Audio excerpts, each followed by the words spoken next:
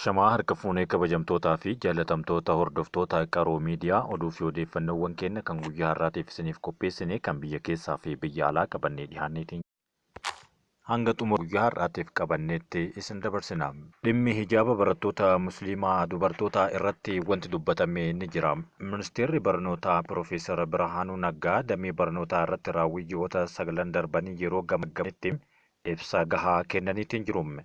Miseensonni mana maree barattoonni dubaraa musliimaa biyya keessatti naannoowwan garaagaraa keessatti rakkoon isaanii mudataa kan jiru ta'uu yeroo kaasan godina Guraagee magaalaa Gunchureetti naannoo Tigraay magaalaa Aksuum akkasumas Yuunivarsiitii Dillaatti hijaabaa walqabatee rakkoo uumamuun kan keessaa kaasan yommuu ta'u miseensonni kunneen dhimmicha irratti mootummaan furmaata waaraa akka barbaadus gaafataniitiin jiru.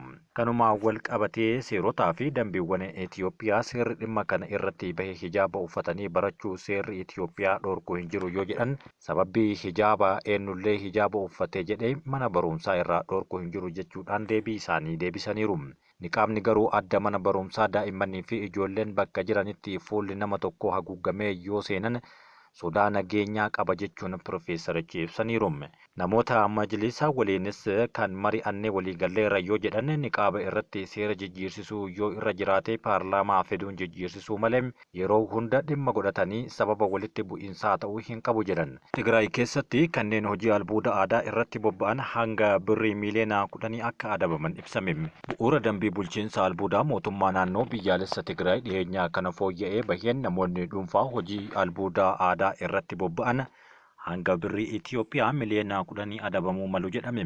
Dambichi hojii albuuda aadaa fi xixiqqaa keessatti keemikaalota miidhaa geessisan kanneen akka meerkurii fi saayaanaayidii fayyadamuu akkasumas albuuda sibiilaa fi sibiilota sibiilalaa fi kanneen biroo akka fayyadamaa jiranis yoo himan kun ammoo rakkoo dabalataa waan ta'uuf himaniiru.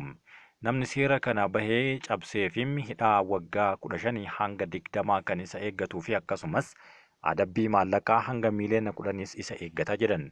Kana malees qaamni balleessaa raawwatee maashinarii fi meeshaalee biroo hojii albuudaa waliin wal qabatan akkasumas albuuda inni oomishee inni qabamam dhaabbatichi cufamee hojii albuudaa gara fuula duraa kamirraayyuu akka daangeffamu taasifama jedhan. Mootummaan naannichaa dambii kana kan baase aangoo mootummaan federaalaa kenne bu'uura godhachuudhaan kaayyoo isaas naannoo eeguu, fayyaa namootaa fi beeyladaa eeguu, albuuda sirnaan qophaa'ee faayidaa biyyaatiif akka oolu gochuu wal qabata jedhaniiru. Afrikaan hiyyummaa fi duubatti hafummaa jalaa miliqsuudhaaf meeshaalee dheedhii biyya alaa erguu dhaabuu qabdi jechuudhaan pirezidaantiin baankii misooma Afrikaa akeekkachiisan. Afrikaa hiyyummaa fi duubatti hafummaa jalaa maqsuudhaaf yookaan jalaa baasuudhaaf meeshaalee dheedhii gara biyya alaatti erguun akka dhaabdu pirezidaantiin baankii misooma Afrikaa Dr. Akinwume dubbataniiru. Dr. Akinwume Adiseenaan akka jedhanitti erga kamisa darbe fuula feesbuukii isaanii irratti maxxansaniin Afrikaan oomishaalee hin qophaa'in dhiheessuu irraa gara meeshaalee oomishamee xumuramee gatii fi dabalataan kanneen madaalawaa ta'e oomishuuf akkasumas biyyoota birootiif dhiheessuutti ceehuu qabdi jedhan. Afrikaan meeshaalee dheedhii biyya keessaa ergaa kan jirtu yommuu ta'u yeroo ammaa kana hatattamaan yoo kan hin dhaabne ta'ee rakkinni Afrikaa keessa jiru itti fufa jedhaniiru. Meeshaalee dheedhii erguun karra hiyyummaa, oomisha gatii dabalataa erguun karra guddaa qabannee kan deemaa jirru ammoo nurratti cufa jechuunis dubbatanii jiru. Akka ragaan waajjira bakka bu'aa daldalaa Yuunaayitid Isteetsii fi dhaabbilee idil-addunyaa biroo irraa argame agarsiisutti garuu Afrikaan addunyaa irraa oomisha maanufaakcharingiitiin 2% gadi jechuun dubbatama. Haalli kun Afrikaan qabeenya uumamaa bal'aa qonnaa fi albuudaa keessatti qabaattus diinagdee addunyaa keessatti gahee xixiqqaa akka isheen qabdu himama. Afrikaan meeshaalee dheedhii qopheessuun industirii mataa isee misoomsuun lammiilee isiitiif carraa hojii uumuu fi galii sharafa alaa isii guddisuu akka dandeessu pirezidaantichi akeekaniitiin jiru. Dachee Afrikaa keessaa meeshaan dheedhiin gara biyya alaatti ergamuudhaan indastiriiwwanii fi warshaalee biyya alaatti erga qophaa'ee booda deebi'ee lammiilee isheetiif akka gurguramu beekamaadha. Ameerikaan haleellaa hidhattoota Huutii irratti geggeessiteen namoonni hedduun akka du'an ifa ta'eera. Haleellaa Ameerikaan qilleensarra hidhattoota Huutii Yaman irratti geggeessiteen namoonni 74 yoo du'an 171 kan tahan ammoo madaa'uu ministeerri fayyaa hidhattoota Huutiitiin geggeeffamu beeksiseera. Haleellaan Ameerikaa kun buufata boba'aa qarqara galaana diimaatti argamu irratti kan xiyyeeffatedha. Humni waraanaa Ameerikaa ibsa baaseen buufata boba'aa Raas isaa haleellaa kana yeroo gaggeessan madda galii hidhattoota Huutii kana dhaabsisuu waan barbaanneef jedhaniiru. Mootummaan Yemen hidhattoota Huutii kan hoogganamu gama isaatiin buufanni boba'aa haleellamuun isaa yakka waraanaati jechuun ibse. Sababa waraanaa Gaazaatiin hidhattoonni Huutii Hamaas irra goruudhaan yookaan deeggaruudhaan dooniiwwan daldalaa Israa'elii fi Israa'el wajjin hidhata qaban galaana diimaa irratti haleeluu kan jalqaban bubbulaniiru. Doonaald Tiraamp ji'a darbe hidhattoota Huutii irratti haleellaa akka gaggeeffamu erga ajajee as haleellaan kun akkaan guddatee itti fufeera.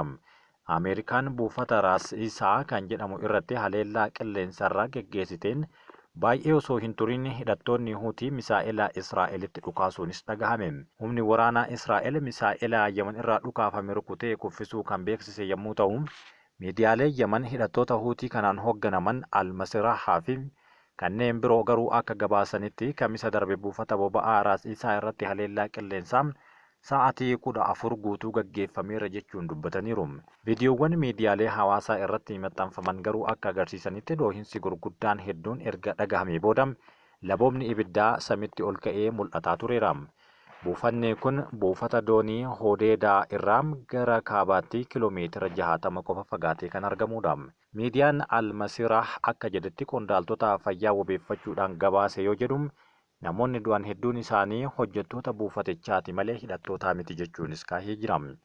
Haleellaa marsaa lammaffaatiin ammoo ogeeyyiin fayyaa fi lubbu baraartonni lubbuu oolchuudhaaf birmatan 5 achi keessatti akka du'anis himame. Mootummaan Huutiin hoogganamu buufanni boba'aa Raas isaa buufata waraanaa irraa bilisa waan ta'eef haleellaan isaa akka waraana nurratti labsameetti ilaalla jechuunis dubbataniiru. Jimaata Ebla 18 ammoo deeggartoonni Huutii kuma hedduu ta'an magaalaa Sana'aatti hiriira mormii bahuudhaan haleellaa Ameerikaa fi kanneen Gaazaa irratti raawwatamus balaaleffataniiru.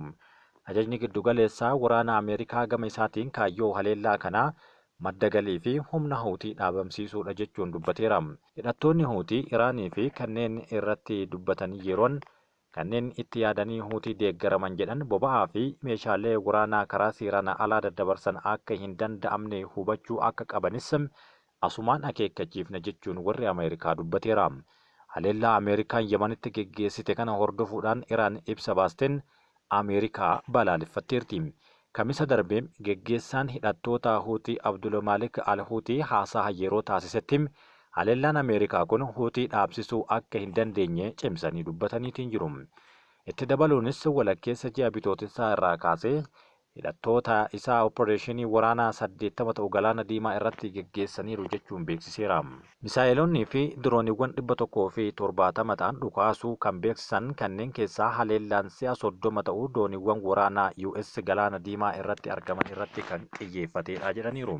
Sadaasa bara 2023 irraa eegaluun hidhattoonni Huutii dooniiwwan daldalaa galaana diimaa irra imalan irratti xiyyeeffachuudhaan haleellaa geggeessaa turaniin dooniiwwan 2 rukutanii kanneen dhidhimsan yoo ta'u kanneen biroo ammoo to'achuu simaniiru.